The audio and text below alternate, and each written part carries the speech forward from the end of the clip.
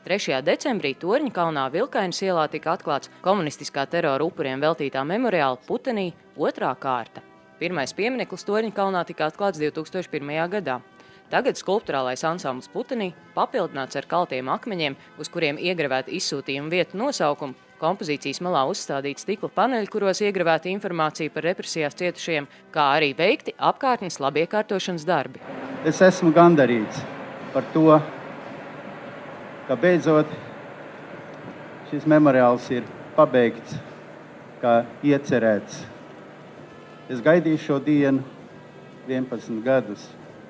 Pēc neatkarības atgūšanas Latvijas politiskā represētā biedrība vērsās Latvijas valdībā ar iniciatīvu, ar aicinājumu veidot Rīgā pieminekli, kas būtu veltīts Latvijas neatkarības atgūšanai un iepriekšējā režīma upuriem. Mūs nenoraidīja, bet neko arī nedarīja. Un piemineklis tapa daudz gadus un ilgi, kamēr beidzot tika nodot tēlniekiem, kuri strādāja esošo līdzekļu iespējās paši bez apmaksas patriotiski, jo neviena ministrija šo jautājumu savā pārziņā nepārņēma. Tas beidzās ar to, ka nebija pieminekli, kur novietot, vieta nebija saskaņota. Un šeit tik tiešām gribās izteikt pateicību. Rīgas doma pārņēma šo lietu savā pārziņā, atrada šo vietu šeit Torņkalnā. Un šodien mums ir jāatzīst un jāuzskaita, ka tā ir laba vieta.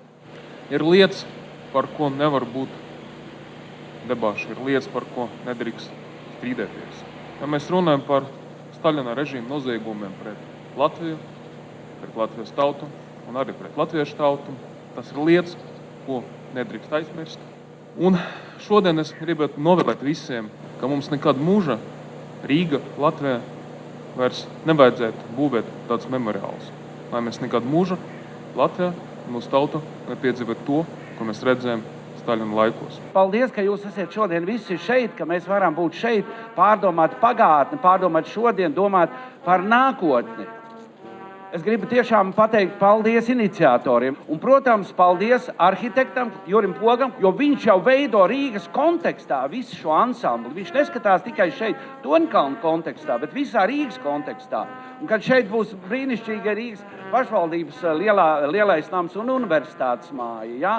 Un kad būs atjaunota stacija ar vēsturiskā, viena no vecākajām Latvijas dzelzceļa stacijām, tas jau vien ir kolosāli. Plānojot memoriālu 3. kārtu, Rīgas pieminekļu aģentūra jau uzsākusi sarunas ar Latvijas dzelzceļu, lai pašreizējā Torņkalna dzelzceļa stacijas ēkā varētu izveidot informācijas centru par šo Latvijas vēstures traģisko laiku.